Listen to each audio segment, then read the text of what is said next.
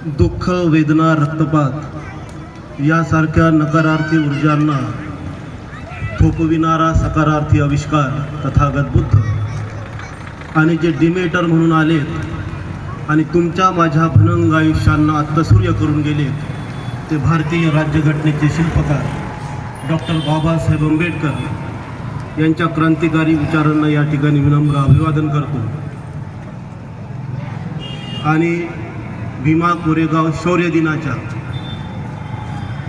तुम्हाला सर्वांना हार्दिक सदिच्छा देतो आणि ज्या महार सैनिकांनी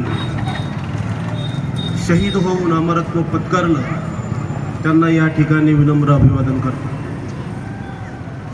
या कार्यक्रमाच्या अध्यक्ष आदरणीय आजीबाई, माझे मोठे बंधू, महाराष्ट्राचे सुप्रसिद्ध कवी विजय ढाले आणि या ठिकाणी उपस्थित सर्व आंबेडकरी बांधवांना,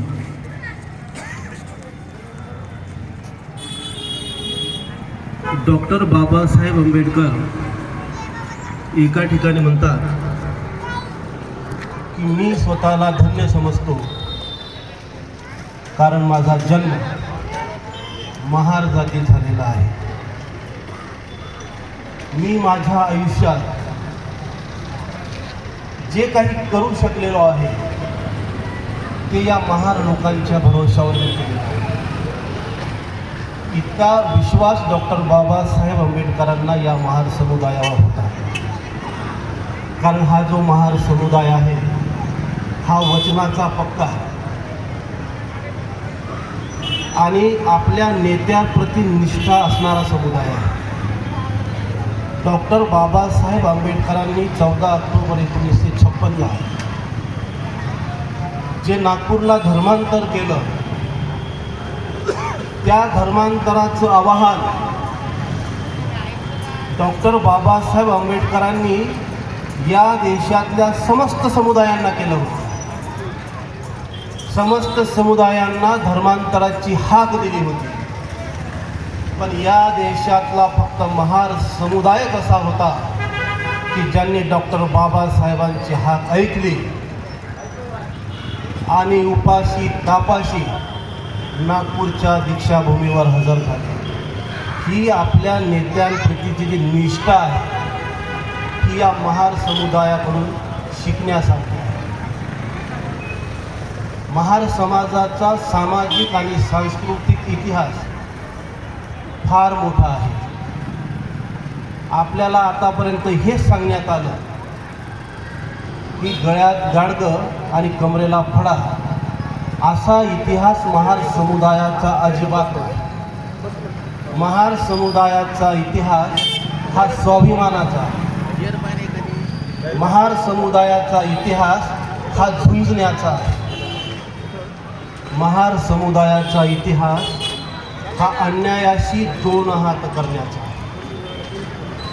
त्याच्यामुळं आपल्यावर असं बिंबवण्यात आलं आणि नेहमी तीच ती गोष्ट पुन्हा पुन्हा सांगितल्यामुळे की तुमच्या कमरेला फडा होता आणि गळ्यात गाडगं होतं. तर हीच गोष्ट एवढी प्रसिद्ध झाली, खूप प्रसिद्ध झाली की लोक आपला इतिहास विसरून गेले.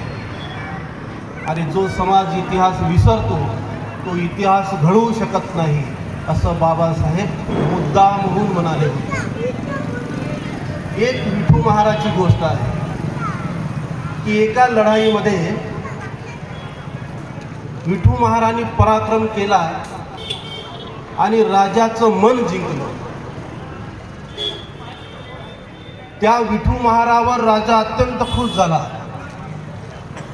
आणि दरबारात विठू महाराजाला बोलावून म्हणाले की सांग विठू तुला काय पाहिजे. विठू महार म्हणाला मला काहीही नको. तरी राजानं 52 हक्कांची सनद त्या विठू महाराला देऊ केली. त्यामध्ये महार समुदायाच्या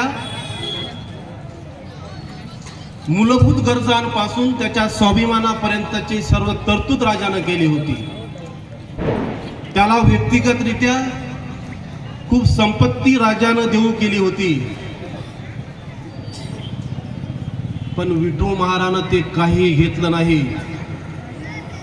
विठू महार म्हणाला की माझ्या समाजाला स्वाभिमानानं जगता येईल अशी परिस्थिती जर तुम्ही निर्माण केली तरच माझ्या त्या शौर्याचा सन्मान होईल असं मला वाटतं. आणि म्हणून या महार समुदायातील जे नेते आहेत, जे सेनापती आहे, जे सैनिक आहेत, त्यांनी कधीही स्वतःसाठी काही मागितलं नाही. त्यांनी संपूर्ण समुदायाचा विचार केला. खूपच मागे जाण्याची गरज नाही. डॉक्टर बाबासाहेब आंबेडकरांचं उदाहरण घ्या. डॉक्टर बाबासाहेब आंबेडकरांनी भारतभूषण प्रिंटिंग प्रेस स्थापन केली होती. नाव तेच बरोबर आहे ना? तर बाबासाहेबांचे चिरंजीव यशवंतराव आंबेडकर त्या प्रेसमध्ये काम करायचे, सर्व व्यवहार ते सांभाळायचे. पण बाबासाहेब त्यांना म्हणाले की ही प्रेस जी आहे ती मी जनतेच्या पैशातून विकत घेतली आहे, त्यामुळे माझाही त्याच्यावर अधिकार नाही आणि तुझाही नाही. ही जी मालकी आहे ती समाजाची आहे. आणि म्हणून डॉक्टर बाबासाहेब आंबेडकरांनी स्वतःसाठी काहीही निर्माण केलं नाही. बाबासाहेबांनी सर्वात जास्त जमिनी घेतल्या. अनेक जमिनीचे कागदपत्र गहाळ झाले. जे जे मिळाले त्या त्या ठिकाणी बाबासाहेबांनी शिक्षण संस्था स्थापन केल्या. त्या जमिनी विकून नफा कमावला नाही. तर असा महारांचा सामाजिक आणि सांस्कृतिक इतिहास फार मोठा आहे. तो आपण मुळातून समजून घेतला पाहिजे.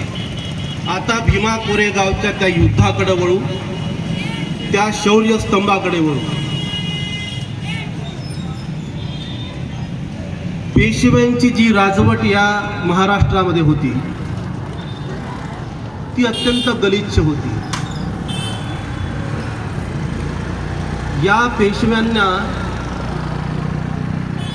जनतेच्या हितापेक्षा स्वतःचा ऐशो आराम फार प्रिय होता. अनेक गावामध्ये यांनी वेश्यालये सुरू केले होते. त्या वेश्यालयाचा खर्च त्या पेशव्यांच्या तिजोरीतून दिला जायचा. आणि हे पेशवे किंवा त्या पेशव्यांच्या हाताखाली काम करणारे जे प्रमुख आहे, प्रधान आहे, ते एके ठिकाणाहून दुसऱ्या ठिकाणी गेले. मला नेमकं नाव आठवत नाही, पण अलीकडेच भालचंद्र नेमाडेंनी तो एक उल्लेख केला की ते चिठ्ठी लिहायची की आम्ही उद्या या गावला येणार आहोत, 10 आणि 12 वर्षाच्या 2 मुली तयार ठेवाव्या. इतके नैतिकदृष्ट्या अधपतित झालेली ही पेशव्यांची राजवट होती. ज्या राजवटीमध्ये माणसाची किंमत शून्य होती, माणसाला कचऱ्यासारखं वागवलं जात होतं, त्यातही अशा अनागोंदीच्या काळात महारांना कुठे सन्मान मिळेल? महारांनी अस्पृश्यता स्वतःवर ओढवून घेतली होती.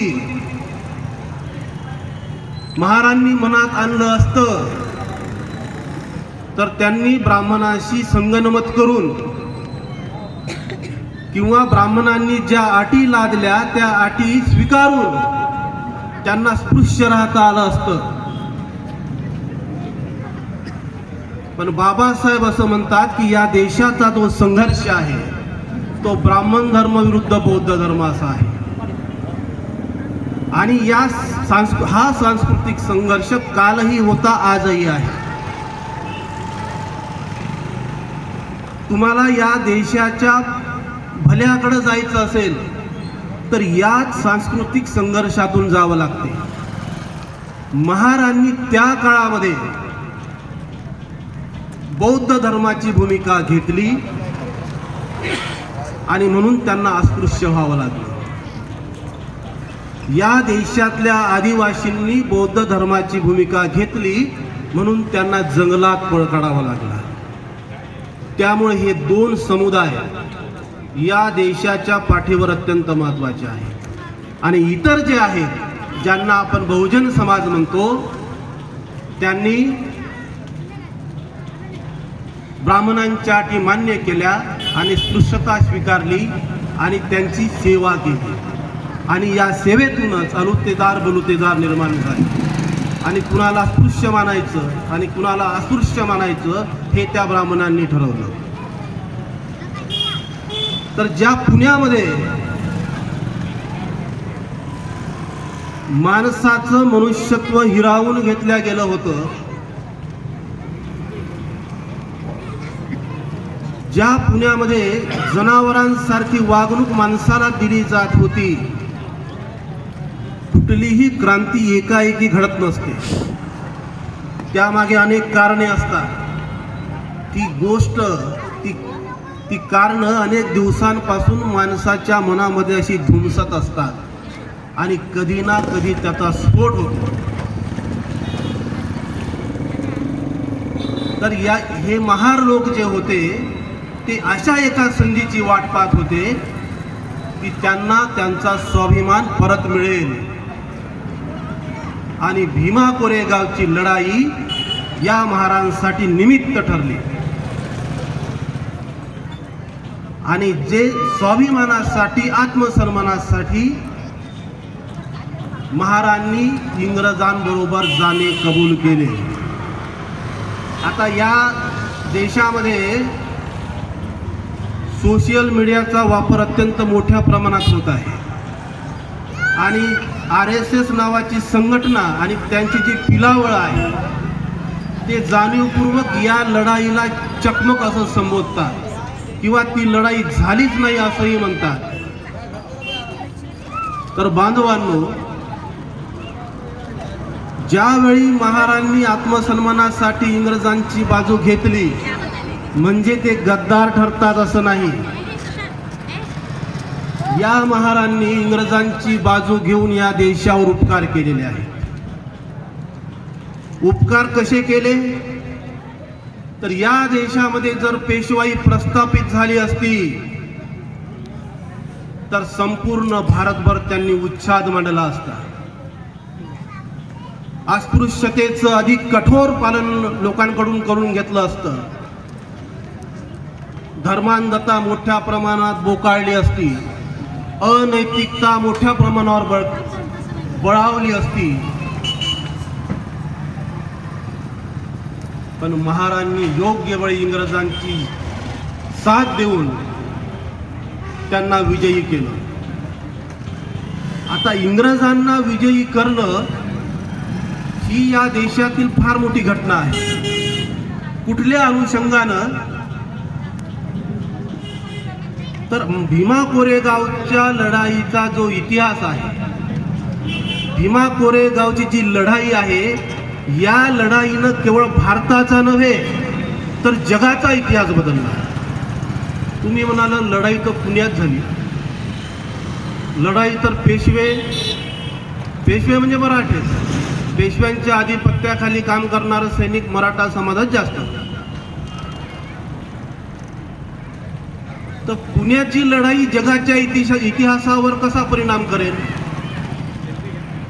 तर या लढाईने इंग्रजांचा आत्मविश्वास बळावला आणि त्यानंतर एक एक करत इंग्रजांनी संपूर्ण भारत आपल्या कब्जामध्ये घेतला. आणि केवळ भारतावरच इंग्रजांनी राज्य केलं असं नाही, तर जगातील अनेक देश इंग्रजांनी काबीज केले. त्याला कारण ही भीमा कोरेगावची लढाई ठरली. आणि त्यामुळे भीमा कोरेगावच्या लढाईनं या देशाचंच भविष्य ठरवलं असं नव्हे तर जगाचा इतिहास सुद्धा बदलला. म्हणजे इंग्रजांचा विजयाचा सूर्य कधी मावळत नसतो असं त्या काळी म्हणायचे. तर इंग्रजांनी केवळ एक देशातलं राज्य नव्हे तर हा देश काबीज केला. आणि या देशाबरोबरच